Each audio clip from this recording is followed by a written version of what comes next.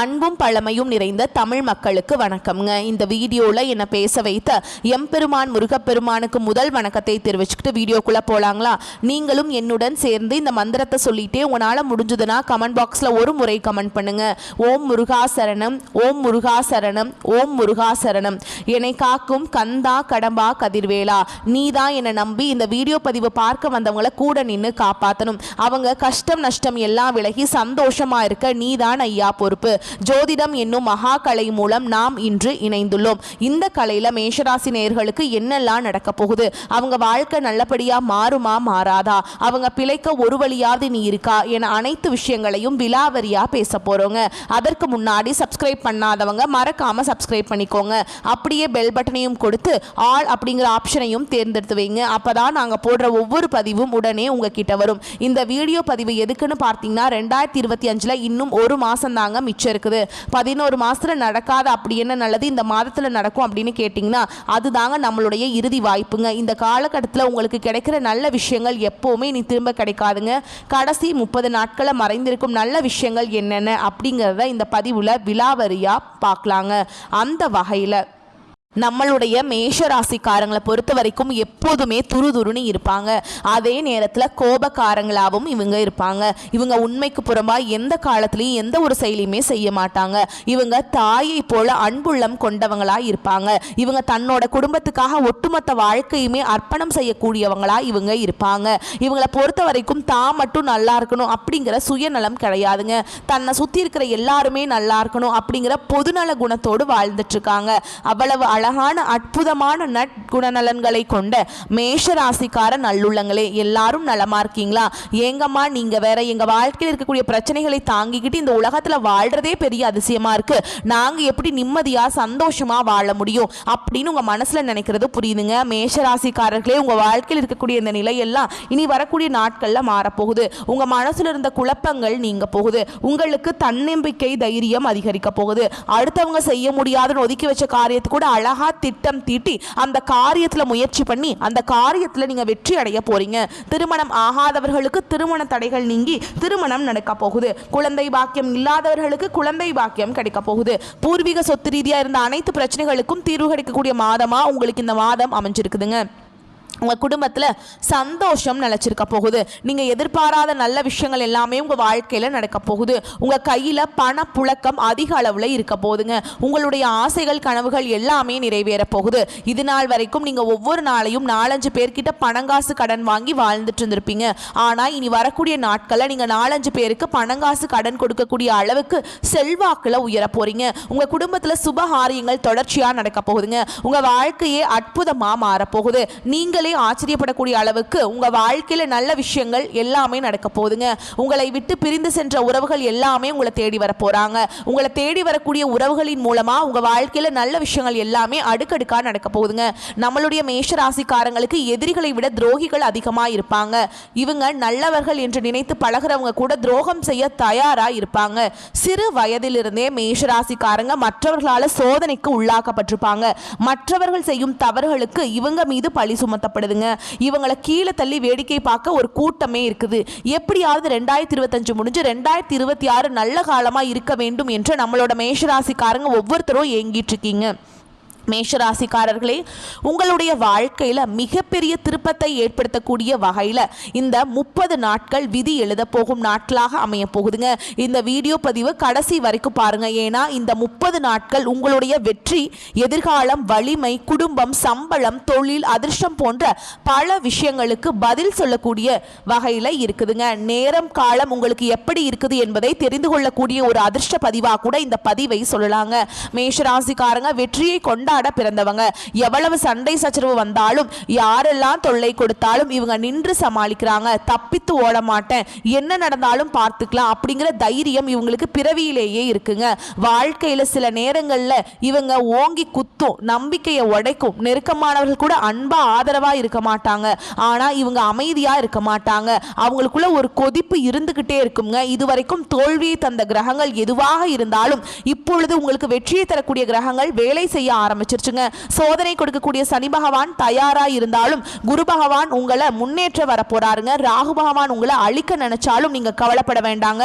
உங்க வாழ்க்கையில் இனி வரக்கூடிய காலங்கள்ல நல்லது தாங்க நடக்கும். இந்த 30 நாட்கள் யார் உங்களுக்கு ஆதரவா இருக்க போறாங்க, யார் தடை போட போறாங்க, எது நடக்க போகுது, எதை நீங்க தவிர்க்க வேண்டும், உங்களுடைய வெற்றிக்கான ரகசியம் என்ன, எந்த தெய்வம் உங்களுக்கு பக்கபலமா நிற்க போகுது, எந்த பரிகாரம் உங்க வாழ்க்கையை மாற்ற போகுது என்பதை நான் இந்த பதிவில் உங்களுக்கு விரிவா சொல்ல போறேங்க.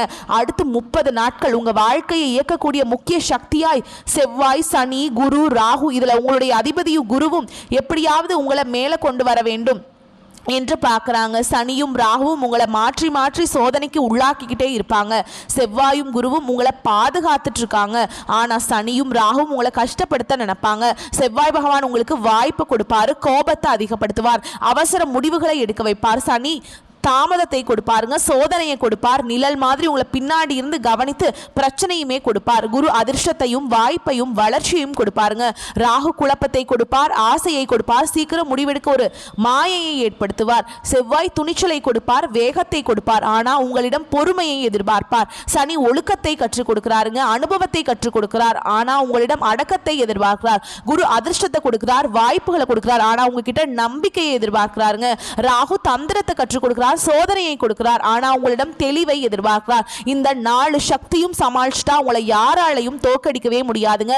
நீங்க தான் இந்த உலகத்திலேயே ஜெயிக்கக்கூடிய ஒரு மனிதரா மாற போறீங்க. வேலை தேடுறவங்களுக்கு நல்ல வேலை கிடைக்கும். இருந்த வேலையில பணிச்சுமை அதிகமாகும், ஆனா அந்த அதிகமான வேலைக்கு தகுந்த பரிசு உங்களுக்கு கிடைக்கும், அங்கீகாரம் கிடைக்கும், பதவி உயர்வு உங்களுக்கு கிடைக்கும்.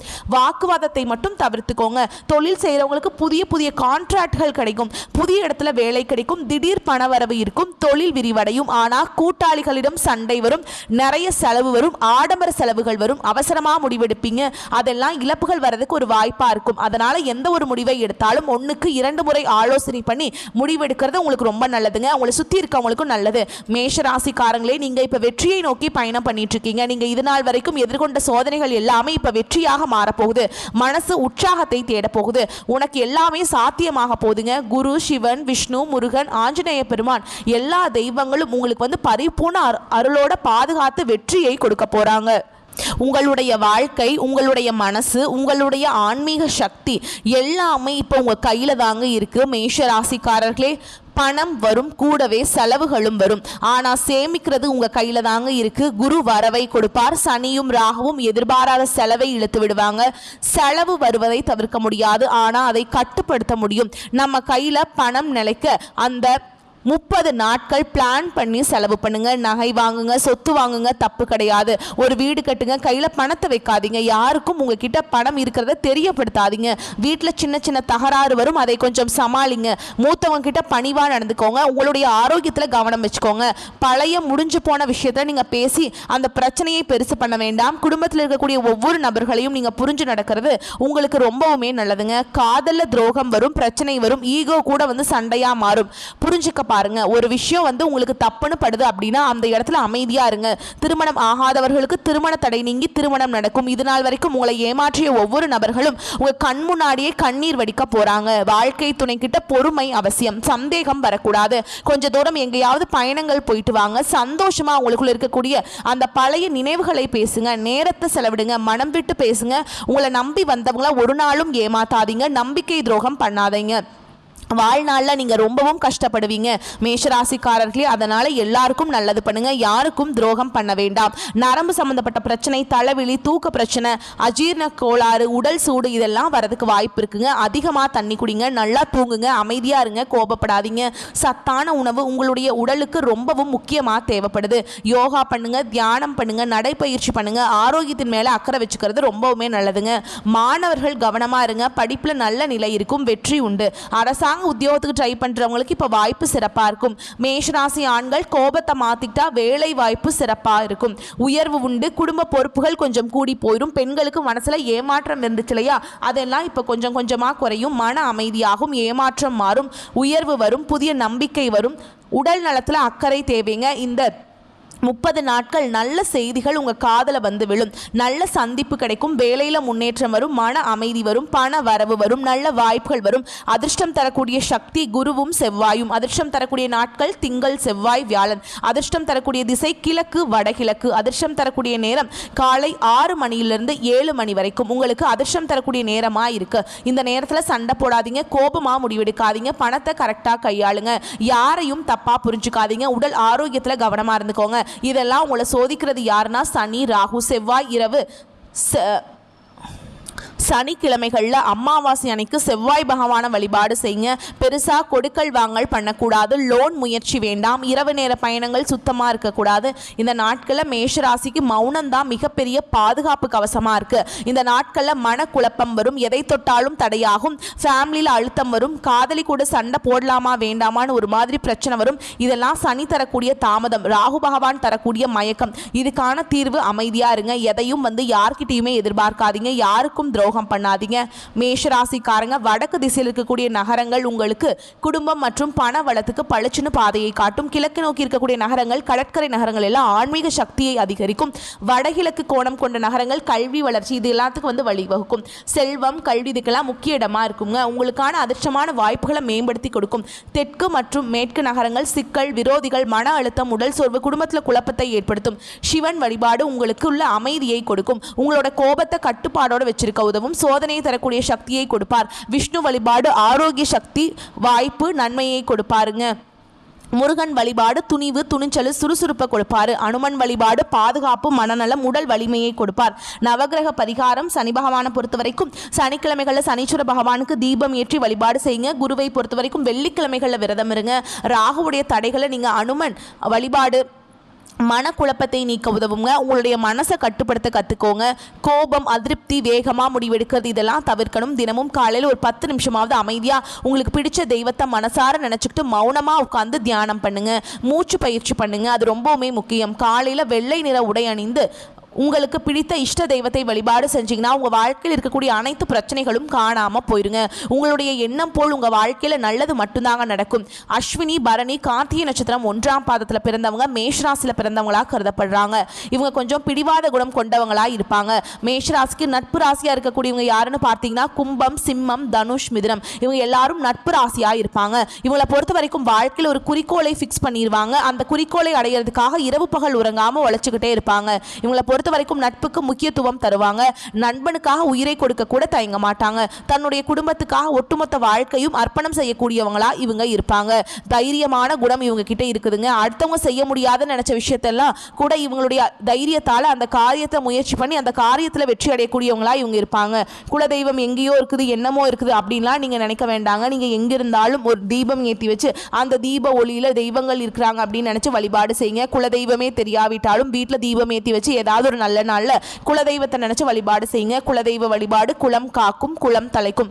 முதல்ல குலதெய்வம், அப்புறம் இஷ்டப்பட்ட தெய்வம், அப்புறம் உங்களுக்கு விருப்பப்பட்ட தெய்வம். எந்த கோயிலுக்கு போனாலும் என்ன பண்ணாலும் ஏற்றம் இல்லையே அப்படின்னு நீங்க சொல்வீங்க. தினமும் எந்திரிச்ச உடனே சூரிய பகவானை நமஸ்காரம் பண்ணுங்க. அவங்களுடைய அனுகிரகம் இருந்தா போதும். மற்ற கிரகங்கள் எல்லாம் சாதகமா இல்லைன்னா கூட பரவாயில்ல. இந்த சூரியனுடைய பிரகாசம் உங்க வாழ்க்கையவே பிரகாசமா மாத்திருங்க. அந்த வெளிச்சம் உங்களை சேரும். உங்கள் வாழ்க்கையில் இருக்கக்கூடிய கண்ணீர் எல்லாம் கரைஞ்சு போயிடும். மனிதனாக பிறந்த ஒவ்வொருவருக்கும் ஆசைகள் இருக்கதாங்க செய்யும். அந்த ஆசைகளை அடைய நம்ம நினச்சா மட்டும் பத்தாதுங்க. முழு மனசோடு நம்மளுடைய ஆசைகளை அடைவதற்கான வழியை ஒவ்வொரு நாளும் என்ன பண்ணணும்னு யோசிச்சு அதற்கான திட்டங்களை தீட்டி உழைச்சிக்கிட்டே இருக்கணும். உழைச்சா நிச்சயமாக நம்மளுடைய ஆசைகள் எல்லாமே நிறைவேறிடும். உங்கள் வாழ்க்கையில் நீ வரக்கூடிய காலங்களில் உங்களுடைய அனைத்து ஆசைகளும் நிறைவேற போகுதுங்க. அப்படியே ஒவ்வொரு மனிதனுக்கும் இருக்கக்கூடிய பொதுவான ஆசை என்னன்னு பார்த்தீங்கன்னா 16 செல்வங்களையும் அடைந்து வாழணும் அப்படின்னு தான் ஒவ்வொரு மனிதனுடைய ஆசையும் இருக்குதுங்க. பணம் வேணும், பதவி வேணும், புகழ் வேணும், கௌரவம் வேணும் அப்படின்னு தான் ஒவ்வொரு மனிதனும் தினமும் வாழ்ந்துட்டு இருக்கான்.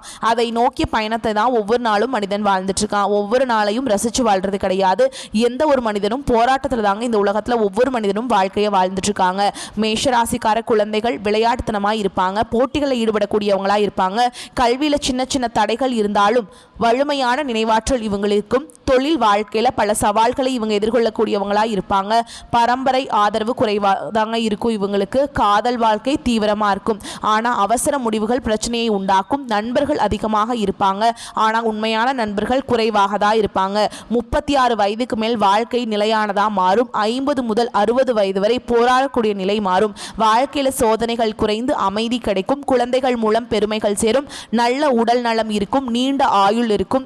ஆட்சி, இராணுவம், போலீஸ், விளையாட்டு, மருத்துவம், பொறியியல், இயந்திர தொழில், வணிகம் போன்ற துறைகளில் மேஷராசிக்காரங்களுக்கு ஏற்ற தொழிலாக இருக்கும். காதல தீவிரமான பாசம் இருக்கும், ஆனால் அதை எப்படி வெளிக்காட்டுவது என்று தெரியாது இவங்களுக்கு. பொறுமையின்மை காரணமாக சண்டை வரும். சிம்மம், தனுஷ், மிதுன ராசிக்காரங்க நல்ல பொருத்தமாக இருப்பாங்க. குடும்பத்தில் தலைமை பங்கு எடுத்துப்பாங்க.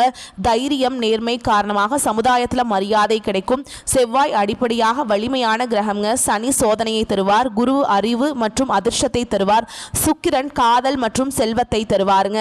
ராகு, கேது திடீர் மாற்றங்களை உங்கள் வாழ்க்கையில் தருவாங்க. வரக்கூடிய வாய்ப்புகளை மட்டும் கரெக்டாக பயன்படுத்திக்கோங்க. நல்லதே நடக்கும். நல்லது மட்டும்தான் நடக்கும்.